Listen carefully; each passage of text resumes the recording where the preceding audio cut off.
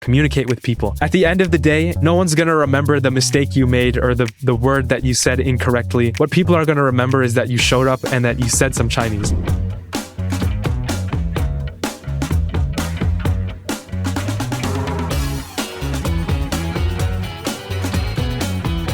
This is the You Can Learn Chinese podcast. For everyone who's learning Chinese or reaching for the next level, you came to the right place.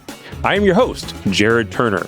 And sometimes I tell people different stories about my life so that if they gossip about me, they'll end up arguing.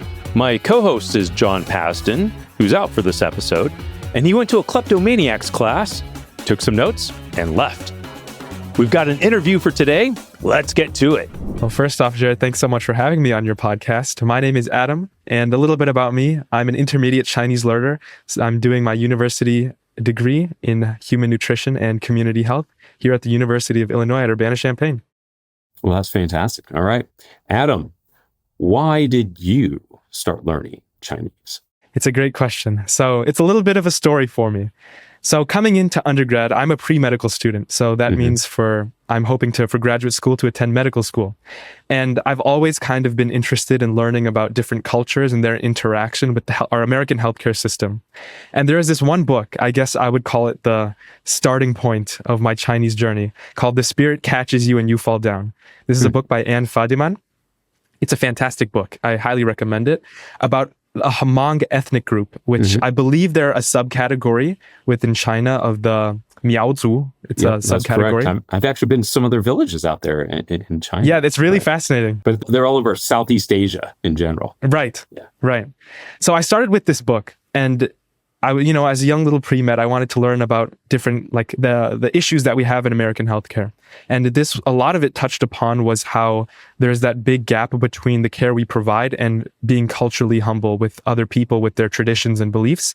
And that kind of got me started, like, hey, there is a whole nother world out there. There's all these people with different thought processes, and I wanted to learn more about it. So I then picked up a second book, and this book was called Lady Tan's Circle of Women by Lisa See. And also, fantastic book. It's a little bit longer. And it kind of is a fiction account of a real historical figure named Tan Yuxian, who was a female physician during the Chinese Ming Dynasty. And it really was a novel about her life, about her interaction with the male hierarchy, with her interaction being a doctor and serving people. And this book had a lot more Chinese culture in it, a lot of interesting takes on Chinese history, on Chinese medicine. And this started to get me interested now in China. Of course, at U of I, we have a very large international population with lots of Chinese students. And it was at this point I was studying for my MCAT at the engineering library. And at the engineering library, there's so many Chinese students. I always hear them speaking. And I always heard them and it sounded fascinating to me. I'm like, you know what? This MCAT's so stressful. I want to do something for fun. Let's just pick up Chinese. And that was kind of the starting point, this entire books, being in that environment and working on the MCAT, which led me to Chinese. That's kind of how I started. This is a curious tale indeed. I mean, yes. Studying for the MCAT, and a lot of people are kind of like, all right, this is a serious test. I don't have time to do other stuff. Hey, you want to hang out tonight? No, I'm studying for the MCAT.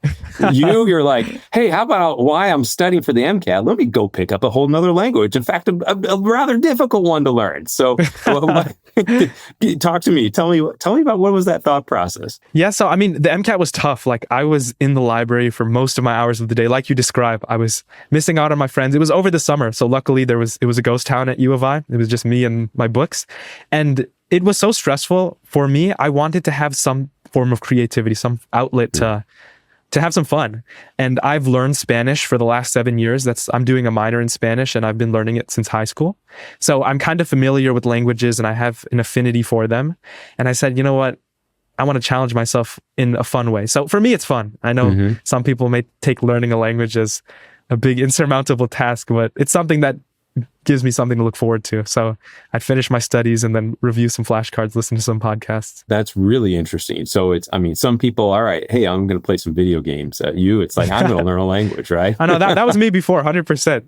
I guess you gave a little bit of that background on Chinese, right? Yes. And some of these stories and the books and the literature that you read, and it kind of piqued your interest. But what was it about those that really piqued your interest? I think what piqued my interest mostly was how different it was. You know, growing up in America, we hear a lot about how great we are and the systems that we have, Western medicine especially, how it's science-backed, it's amazing, it's effective, we have pharmaceuticals.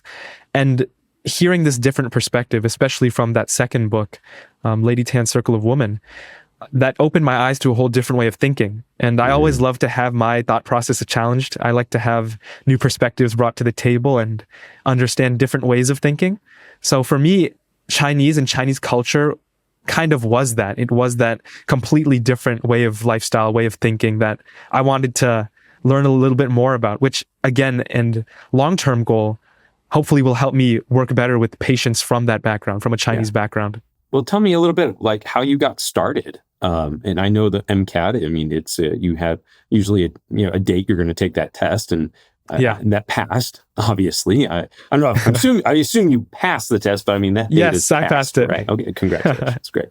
Thank you. So maybe you can talk a little bit like, how you got started on this and what that experience was like beginning to learn Chinese. Yeah, definitely. So a lot of pre-med students know this program called Anki, which is a flashcard program app. And I love it because I've used it all throughout the MCAT to learn everything I needed to learn. And it works great for languages too. So what I would do is I would make some flashcards in my free time and I would review those. And in addition, I bought some textbooks. I got the HSK1 textbook from Amazon and I was excitedly going through the notebook and filling out and learning the tones. And then also I would listen to, and I thought this was interesting on your end because I know John worked for them. I listened to ChinesePod. So I would listen to them a lot, especially on my commutes to the library.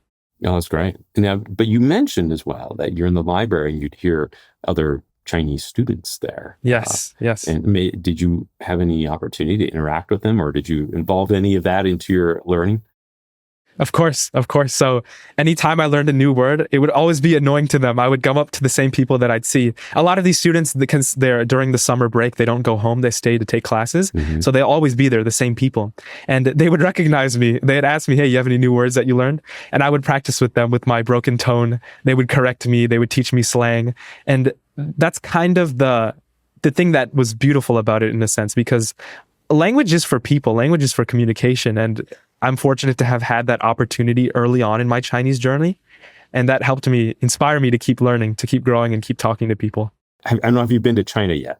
No, not yet. Okay, well, when that day comes, I'm sure you're going to make it there. Oh, yeah. But there's always like, that guy or a girl who always wants to practice their English with you. And it's not very good. And I realize you were that guy in Chinese. Of course. I mean, we're all beginners, right? You have to get over that. You have to get over that feeling of I'm not good at this, because no one's good at anything when you start. Yeah. You got to get over that embarrassment and just take your step to speak it. What kept you going? What inspired me, and the main method after the MCAT, how I started learning Chinese, was taking classes at the university. And there is this one story that I recount that I think inspired me to start taking classes, which during the summer, I was a student researcher at one of the research labs we have here. And we work a lot with mice. And the mice are typically housed in like the basement of this building. So every weekend I would go down into this dark basement, very dark, quiet, a little creepy, and basically work with the mice. And outside of this lab, we had a big whiteboard. And this whiteboard, people would just write a bunch of stuff. A lot of the grad students would just put their notes on there. And I remember one day, no one was there. I felt a little adventurous. So I looked how to write ni hao, hello, in Chinese. And I tried scribbling it on the whiteboard with the expo marker that was there in really poor stroke order. And it took me a long time to figure it out. I was like, wow, this character is very complex to say hello. But the day after I left that message, I saw people leaving in their own languages. I saw hola, I saw in German, I saw in different languages, people left hello. And that kind of inspired me. I was like, hey, this is something really cool. Writing is cool. And now I'm seeing how this little message that I left is now connecting people that I haven't even seen or met. So that inspired me to say, you know what, I want to start learning writing a little more. And where can I do that? Might as well take classes. That's how I started there. Nice. Well, tell me about the program there at the university. Yeah, so we have a great introductory course. There's a lot more students taking, for example, Spanish, Japanese, but we have a small cohort of people taking Chinese. And I started with the introductory course. I took a placement test, bombed it, of course, didn't know anything. And it was fantastic. We started off learning the tones. We had that classroom environment where we were all bad at Chinese and we were all learning together. And just being in that boat together with people pushed me to want to continue learning. And we had writing characters, we had practice, 3 times a week we met, a lot of homework out of class, but it was just so fun because all of our classmates, we would get together after class, before class, and we would study together. At the end of our class semester, that first semester, we went to a Chinese restaurant and we tried ordering together. So being with people helped a lot. Being with people and being inspired and making mistakes together helped me continue going. And I really loved that. That's what I loved about taking classes here. Well, tell me a little bit about the contrast for you, starting out just like studying by yourself versus taking a class. And because you said you took like a little proficiency test or placement test, right? And you bombed it, right?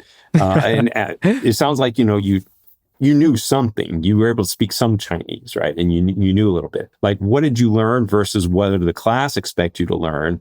And how was that experience different?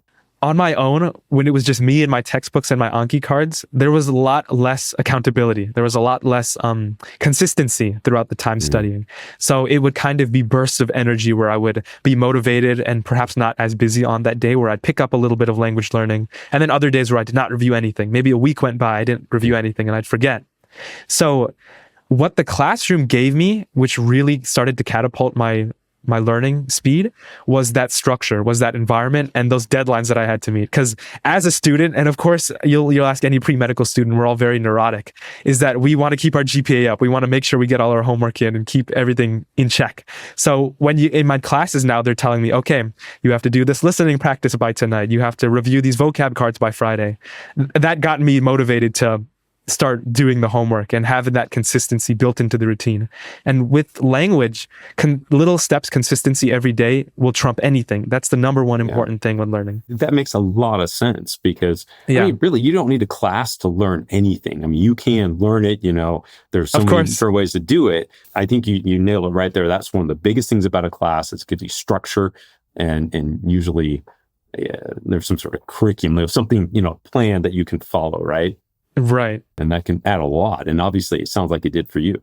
Oh yeah. And I'm very fortunate to have had the classes here. I mean, not lots of universities have the classes, so I'm lucky to have had that opportunity and to be with the classmates that I've been with. Well, I know that you're, I've watched a bunch of your videos and so I think you've got, a pretty decent level of proficiency in Chinese. Thank you. So versus this exact moment in time, how long ago did you actually start? It's been about, I would say, a year and a half of studying since I've started. Wow.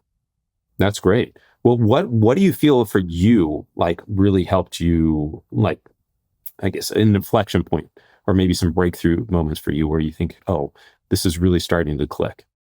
Yeah, definitely a click moment that happened for me was learning radicals that exist. So early on, and especially when I started learning writing in Chinese, I was very intimidated by all the characters. And I was like, how am I going to, of course, I said they look like there's so many animals, right? That's exactly what I thought. I looked at them and I said, how am I going to remember all of this? But then our teacher, I asked this to the professor, and she showed us that you don't have to, in sense, memorize all of these characters. There are these components called radicals. And these are essentially little markings within the image that have a meaning, that carry on, and you'll see them within various different characters that give you a little hint of what they mean. So for example, there's the fire radical, there's the water radical, there's the language radical, and they give you a sense of what the word is trying to say, even if you don't know what it is. And when writing, it's always the same. So all of these characters that use the same radicals, I can remember how that stroke is. And as soon as I figured that out, Chinese started to feel a little less foreign to me because it kind of related to my English brain that it's like, we have an alphabet system and we have these components that we put together. Now Chinese, okay, we have radicals too. They have some aspect of that in addition. And that makes a lot of sense. Now, I will just say this is not to nitpick you, but the correct term is components. Radicals are actually that system for dictionaries, which was old. But we digress. Thank you for correcting me. No, it's mainly for anyone listening, right? Sure. But you're totally right that, I mean, it's not a one-to-one, right? It's not like every component of a character is a component that's found elsewhere, right? But you're right. I know, I'm just saying it makes a big difference, right? Of course, yeah, 100%. And it made writing fun. Well, yeah. How much time do you really spend like focusing as well writing, at least maybe in your program? Yeah, so within my program, we have weekly quizzes that we do. And we have our vocab list that we have every week that they expect us to memorize the writing for. So I make flashcards with those and I practice writing every day to review the previous ones and the current ones that I'm working on. That's interesting. That's interesting. It's fun. It's interesting to see how different programs can be. Different 100%. schools and universities and so forth. So I know some are more focused on some of the handwriting and some less Right. so. If you've listened to our podcast at any length, you probably know we're not the huge proponents of handwriting unless it's something you really enjoy. And it sounds like it's something Of course. you do. I love your guys' books. I was reviewing it was about the Mandarin, like the blind aliens. Oh yeah. The Country of the Blind. Mandarin. Yes, exactly. Yeah. And I find it very helpful for me because at a beginner stage, I would not be able to perhaps comprehend those books as much, but I picked up the intermediate ones and I was like, wow, this is really helpful. I can understand this book. I'm understanding the gist of it. And I think at my level, at the intermediate level, it's very important to read and to watch movies and to learn with media. What was that experience when you actually read a book by yourself in Chinese? So all kids books, nothing advanced. But when I do pick up a book and read it, it gets to a point when you have enough vocabulary where I can start reading it and it starts to make sense. I think one of the issues I still have at my intermediate stage is when I read some sentences, I can recognize each word and the meaning, but the full sentence meaning is a little hard for me to understand because I'm still kind of in my English brain and my English grammar rules that has an idea of how sentences work. But I think reading helps me especially because especially given that translation that I have with each line, I'm able to test myself. I can say, I know what this means. I can get an idea. And then I read the translation and I say, okay, I see what they're trying to say. Mm-hmm. And just practicing that way helps me a lot with fluency, helps me a lot with understanding messages. That's a very normal experience that you're having. It's cool. It's a great experience. It's like a new revelation almost. Yeah. Yeah, I think, one of the things that we don't really talk so much about in reading Chinese, and, this is kind of like, the area where, John and I have, a little bit more expertise. And I hate to say expert, but, a little more expertise in that area. And there's this there's this element in reading Chinese that we commonly is not discussed in education, in Chinese language education, but it's the concept of parsing the language. Because it's really common. Okay, I know every character in the sentence, but I don't know what's being said. Exactly. And part of that is that it still takes mental work to be able to look at that sentence and know what's a word and what's not. And that's exactly one of the problems about what you're saying. And there may be those pairings of characters that you do know the characters, but you didn't know that's a word. Exactly, right. Or you see characters that and you just don't usually see it in that context. You're used to seeing it with another character and it's like by itself, you're like, wait, what is that? Exactly. Well, tell me though, I'm sure that, as you've been learning this stuff, there's been some real, challenges that you've had. Have there been any times where you felt like, I'm not sure if I want to spend the time right now doing this, or have you ever thought about, maybe just giving up or stopping at any point? Maybe you talk about that. Of course, there are days, especially where you're reviewing your Chinese and you start to feel like, I'm never going to be good at this language. Chinese is like a marathon. It's not a sprint. It's everyday consistency. And sometimes when you start to look at the finish line and how far it is, proverbial finish line, with learning languages, there never is a finish line. But when you start to think about that, will I ever get fluent? Will I ever be able to talk to a native? Then you start to doubt yourself. And of course that happened to me at the beginning, especially where I would do my flashcards and I would be like, I'm putting all this effort. I'm doing this every day, but I'm still not seeing so much progress as I want. But what kept me going was that understanding that language is a form of connection with people. Language is how we communicate. Language is how we express our ideas and what's going on within our mind to other people. So by doing that and by talking to people and getting over that embarrassment and just remembering that connecting with language is what it's all about, helped me and gave me back that spirit to keep going. And yeah, you're going to have doubts throughout the journey, and especially at the beginning. But talking to people and seeing the results, even if it's a small result, will help you and will help you keep going and will inspire you to keep going. Well, I'm also curious to know a little bit about like how you've had the opportunity to practice your Chinese. Yes. And I would say spoken Chinese, because I know that that's something that you obviously worked on quite a bit. Yeah, with spoken Chinese, especially when I got to my intermediate level, I started to make friends, and I made a lot of good international friends who are from Beijing and Shanghai. We have a large population here, and I started to hang out with them after class, and we would get hot pot together. And when I'm with them, I try to speak as much as I can, and they would correct me, and they would teach me a lot of slang. They teach me different ways to say things. They teach me their Beijing accent with their erhua, and the funny ways that they pronounce things that is not as much as standard Putonghua we would say. And just spending time and making real friends and practicing with them in a casual context helped me a lot, with spoken wise, because classroom gave me the tools, and then being with people allowed me to utilize that and get proficient with them. So yeah, and especially I think a lot of people value it when they see you're making the effort to learn their language. Mm-hmm. So I would notice, and when I'd start speaking and practicing with people, they would want to exchange like WeChats or their Instagrams with me so that they could continue and keep practicing with me, because they found it inspiring that someone from America, while they're here outside of their country, took the effort to learn their mother tongue. So to them, it touches their heart, and that kind of almost breaks the ice already for those friendships. So along that lines, I remember when I started, I was in my kinesiology class. This is one of the courses that we have to take as a student within our college. Mm-hmm. And I sat next to this one kid. He's from Beijing. And during my class, I would practice my Chinese as the professor's talking on some subjects and I'm half paying attention. I would have my iPad out and I'd write my Chinese characters. And he would look over his shoulder. He would look at what I was writing. And then he would say, "Hey, are you learning Chinese? Like your handwriting is really good." And at that moment, we started a friendship. And from there, I've still kept in touch with him and we hang out every weekend. He teaches me Chinese. But it was that moment where he saw me learning his language and he found it inspiring that he wanted to reach out, and we've just been friends since, And it's a great thing because he's teaching me a lot of his culture about growing up in Beijing and being with kind of the different ideologies that you grow up with in China compared to our American ideologies. And I learned a lot from him, and I still learn a lot from him. And I'm glad that he looked over his shoulder and took the initiative to start speaking to me, seeing me practice. You've talked a lot about, different ideologies or just mindsets or perspectives. So yeah, I want to know a little bit more about this, about how learning Chinese, how all this stuff has changed some of your perspectives and maybe how you see things a little differently as opposed to previously before you started learning.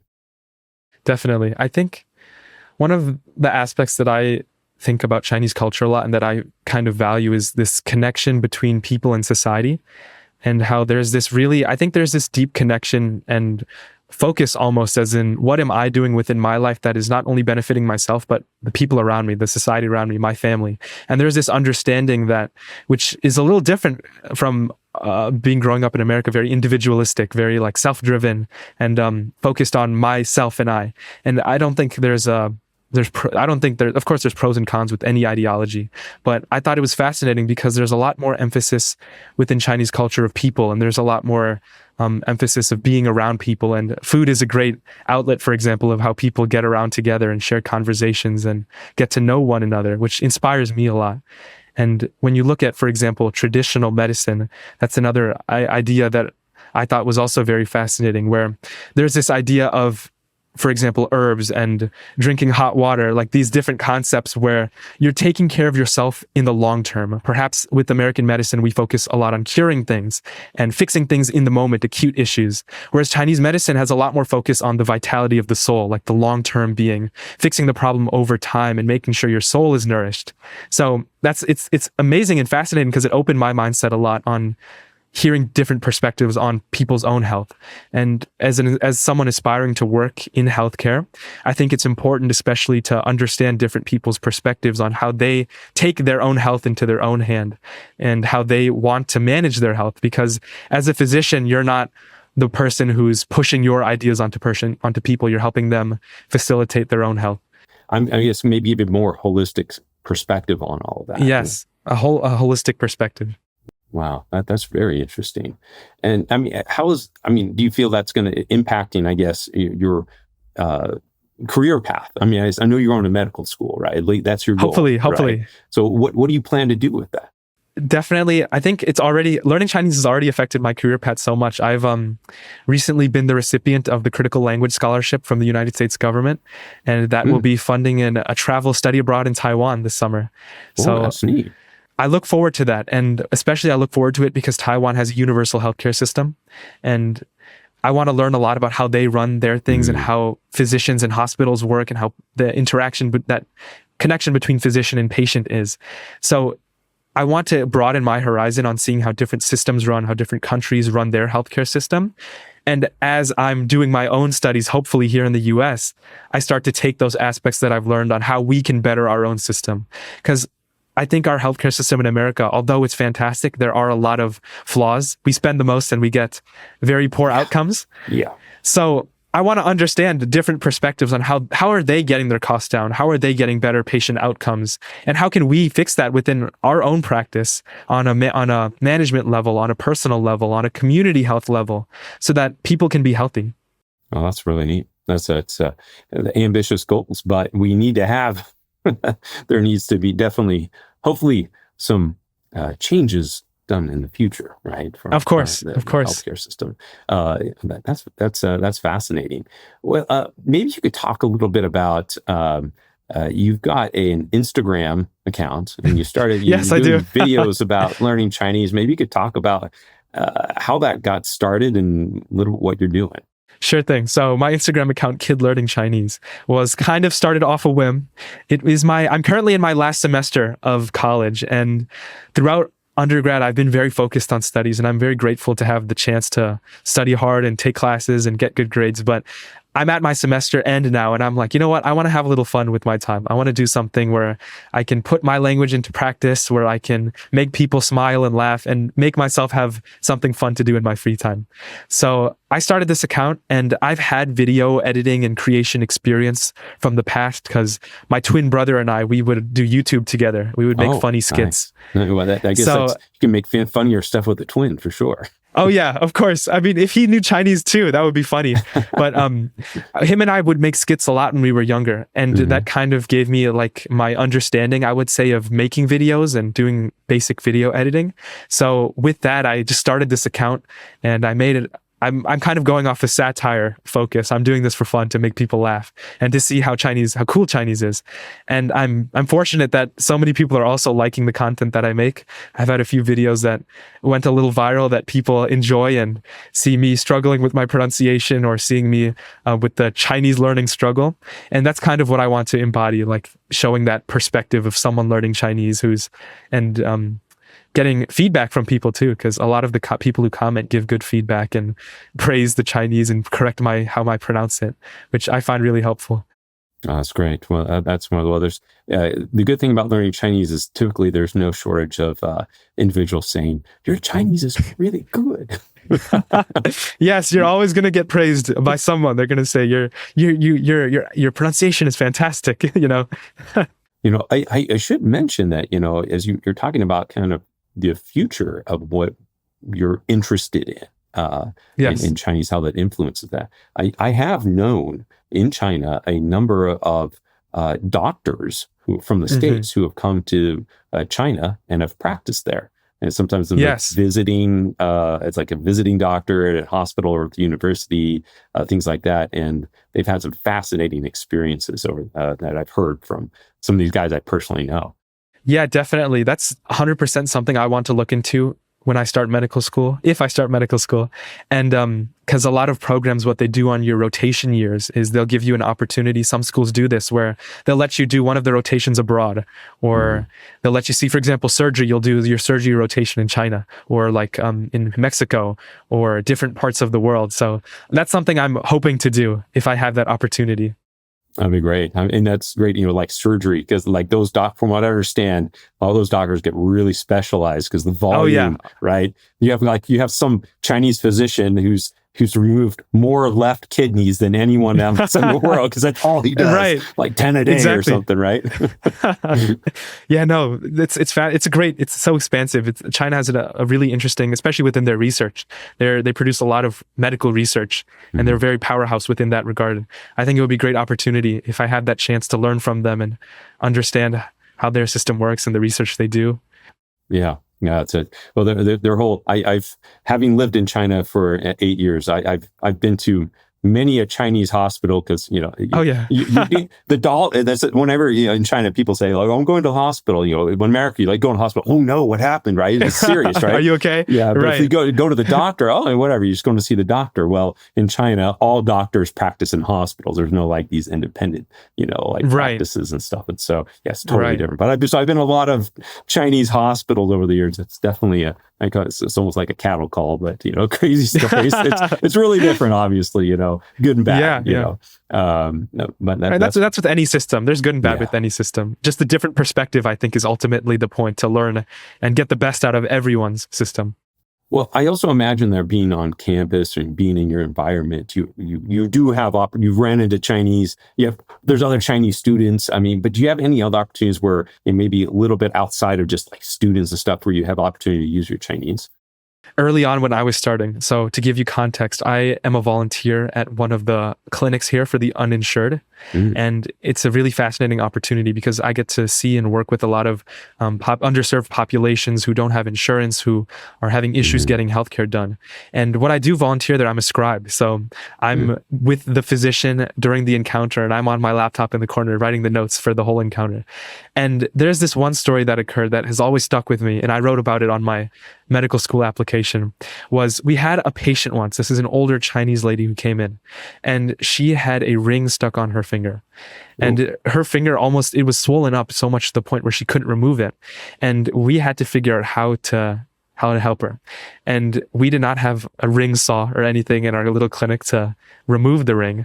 So we had to improvise. So what the physician, the nurse, and I did, we went to the back, and we found some videos online on how to remove a ring with dental floss and some soap.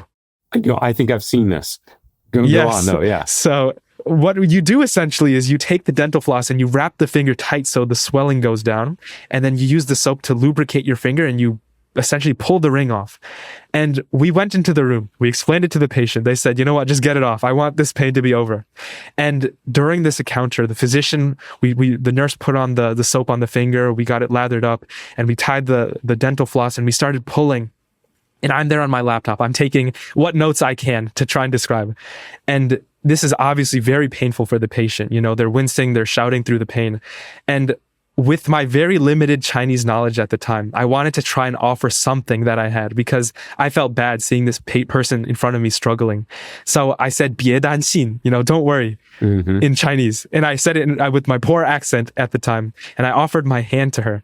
And she held onto my hand. And as we were pulling, she was tugging, she was screaming. We were all going through this together. And we finally got the ring out. And that's kind of something that has stuck with me ever since, because it was such a human moment, especially within medicine, because, we talk about pharmaceuticals and surgery to cure things, but this was literally just dental floss and soap and and some elbow grease. And it was fantastic for me to be there and use what little I had to offer as a scribe, my hand and a little bit of Chinese that I knew, to try and make this experience go a little smoother for this patient. And that's something outside of the campus environment where I've used Chinese within the healthcare context. And I really hope with my future to be able to serve more Chinese-speaking populations, to break that bridge of, of fear, of confusion, and make their healthcare feel a little easier for them. So that was a moment that stuck with me that I thought was fun to share. That's pretty neat. That's a neat experience. I imagine there's going to be more experiences like that. I think, hopefully, yes. Many Chinese learners I know have had similar. Well, I shouldn't say an experience like that in a clinic, right? But they're lost or they need help, and they're. But I love that. That's absolutely a human moment, right? And you're able to comfort and connect someone in their moment of in pain. Right. And that's why I love healthcare. Healthcare and learning languages have this similarity where it's a people thing. It's a human thing. And I find that wholesome. And I love that. That's what I want to emulate within my work. What kind of advice then would you give to someone who is learning Chinese right now? I have two pieces of advice. I'll give you practical advice and emotional advice. So the practical advice I'll give you is to focus on pinyin and pronunciation at the start. Chinese obviously is a tonal language, and they have 4 different tones. And it's important that you learn how to say the things properly. Because when you learn how to say things properly, it'll make listening a lot easier. It'll make identifying tones a lot easier. And it'll make talking to people a lot easier because they'll know what you're trying to say. So, and that's what I did. And I focused on that early on within my Chinese learning journey, which was understand how to pronounce things properly. Focus on that. Spend the extra time, extra hours to pronounce ji, qi, shi, these very difficult letters properly. And then the emotional advice is, again, what I've been saying throughout the podcast, to communicate with people. At the end of the day, no one's going to remember the mistake you made or the word that you said incorrectly. What people are going to remember is that you showed up and that you said some Chinese. So get over that self-consciousness, that anxiety that you have, because we all have that, especially when we're doing something new. Get over that vulnerability. Step outside of your comfort zone and speak to someone. Try saying ni hao, even if it's just the simple first word that you learned. Practice it with someone, because that could be the start of a friendship. It could be the start of, for me, a friend from Beijing who's getting hot pot with me, or it could be starting classes where you can learn how to say things better, or they'll teach you some slang which you'll get to use in your daily life. Get over that and step outside of your comfort zone. And that's really where you'll start to learn and have a great time enjoying learning languages. That's my two cents, my 2 pieces of advice. Well, that's a great advice. Great advice, Adam. I really appreciate it. Well, Adam, if people want to find out a little bit more about you or see what you're doing, where can they find you? You can definitely find me on my Instagram at Kid Learning Chinese. You can see all my satirical reels and see what I'm up to, and you can shoot me a message if you want to practice Chinese and stay in contact with me. Well, that's fantastic. Well, I think you've got some great things coming up in your future. I good luck on medical school. I'm sure you'll get in somewhere, right? Thank you. I'm still in the cycle. We'll see what happens. So that's fantastic. Well, Adam, thanks so much for taking the time to be with us and share your story. No, thank you for having me. I really appreciate this opportunity. Thanks for listening to the You Can Learn Chinese podcast. I'm Jared Turner, co-founder of Mandarin Companion, alongside my co-host John Pasden, co-founder of Mandarin Companion, founder of All Set Learning, the Chinese Grammar Wiki, and SunOSplice.com. If you liked today's episode, hit that subscribe button. Share it with a friend. It's the best way to help us reach more Chinese learners like you. You can also leave us a review on iTunes. We love hearing from you, or come connect with us at mandarincompanion.com and follow us on Instagram, Facebook, and Twitter for more tips, updates, and good times. Want a fun way to boost your Chinese? Grab yourself a Mandarin Companion graded reader, available on Amazon, Apple Books, Google Play, or wherever you get your books. Apologies to John Cena, who just ran out of time. The You Can Learn Chinese podcast is produced by myself, Jared Turner, and our editor is Jasper Chua. A big thanks to our special guest, Adam Syed, and of course, thanks to my co-host, the man, the myth, the legend, John Pasden. See you next time.